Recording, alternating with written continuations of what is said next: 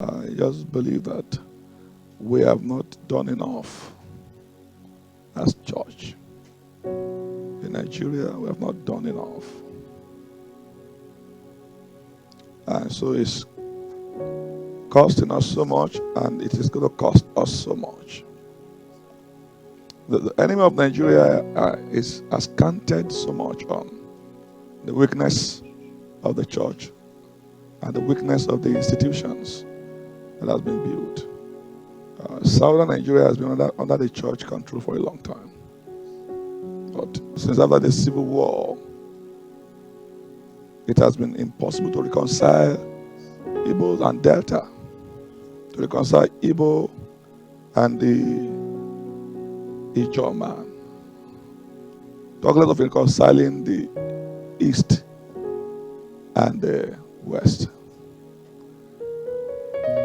The enemy came and plundered the land while we were looking, and we have no answer. We even helped them to plunder the land, to divide the land the more.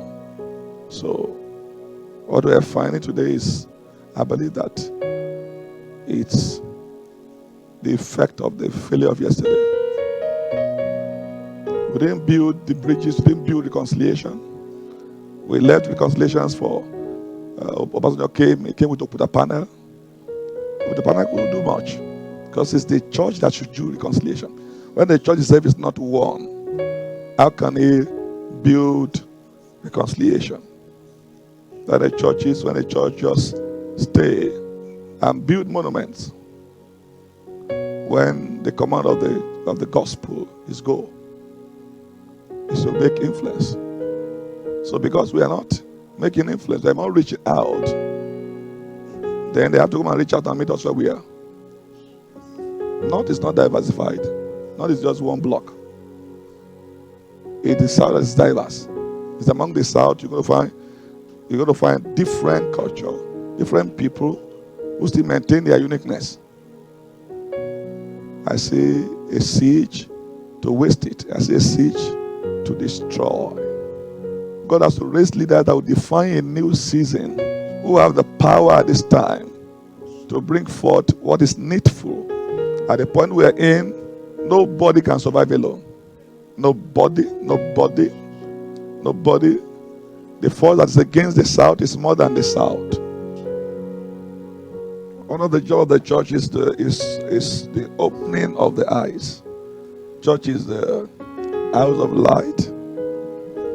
I should open our eyes of nations. God is interested in nations and kindreds and people. God is interested in, He's the one who allotted nations in their difference and diversification. God is not trying to make our outward nationhood to become one. No, He wants to make our inner nationhood one, so that we can bring out the beauty of the outward nationhood. That's the gospel. The gospel is not to bring suit on all of us. No, it's not. You see, we went out and brought in everything of the white and brought them here and brought that beauty and glory. And we were relishing in that for more than 20 years. The church in Nigeria spent its wealth relishing on Western pride, Western culture, Western vanity. For more than 20 years, we learned the things that we ought to have done. In those days, we prayed that prayer, and we had just been doing the things we ought not to have done, and left those things we ought to have done undone. When you look back to Nigerian history, there's nobody to be blamed, as it were.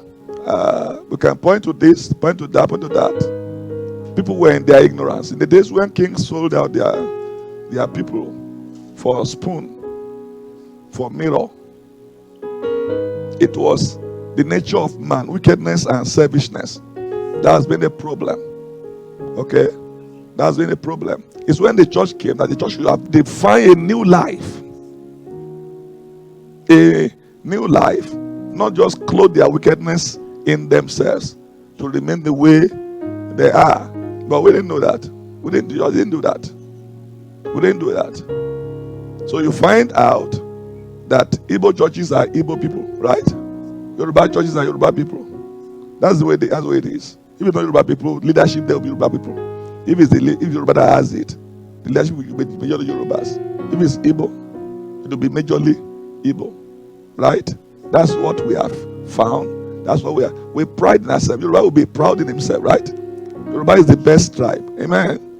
Igbo is going to be proud in himself. Igbo is the best tribe. Ijaw is the best tribe. You saw what happened during Good Luck. Ijaw want to take over Nigeria. Is it possible? Ijaw by a small boy in Nigeria.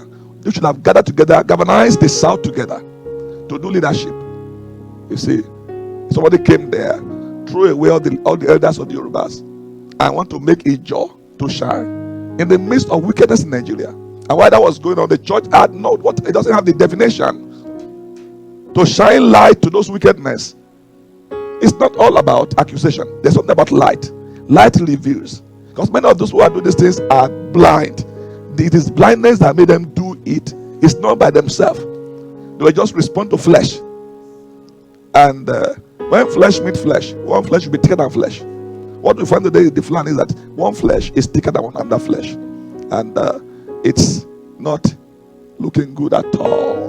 Many things we have to have done and redefined to every place of power, authority that will have given direction. We didn't do it.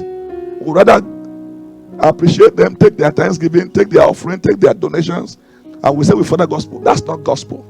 Gospel is truth. Gospel is light. Gospel is righteousness.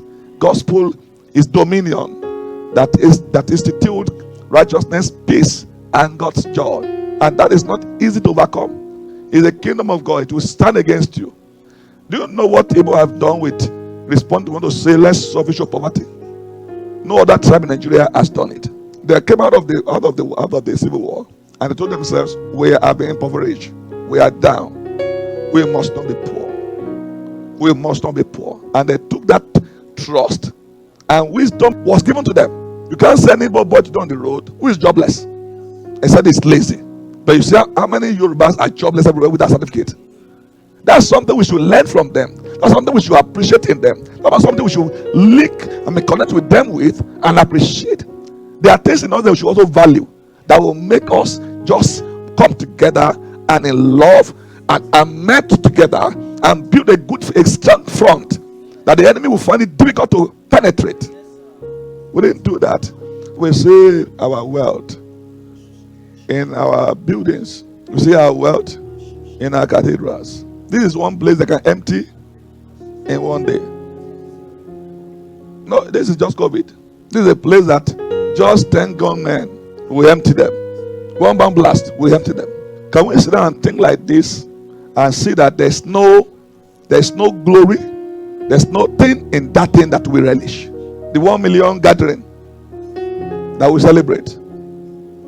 I felt that this great investment of people, not even anything, investment of a people that can invade the whole world and bring revival to the whole world, that this great investment, should it be wasted? You see what is happening in Borno State now? If God does not intervene, in just a few years, Borno State will become another place for a terrorist base. The whole Nigeria will become seat of terrorism. To move 1 meter in Nigeria will be with prayer. That will not be abducted. You're not going to show if your wife can go out and come back. When we say all of these things some years back, we say it's impossible. It's impossible. I think you are seeing it. You are seeing it right now. The word of God are people. And immediately our eyes turn from people, from the word of building people, building connections, building relationships, building all of that. There is nothing God has anymore. When you say God's word in Nigeria now, I'm telling you, it's not what you see. His word are his people. Well, are his people really his people? Are they diving to become his people really? Are they not our people? Are they not the people of the Jews? Nigeria place is important to save Africa. Ghana has tried its best to push these people away. If Nigeria gets down, Ghana survive it. No, we're getting to a time when blame will be more. You see, it's also a matter of the channel of the enemy.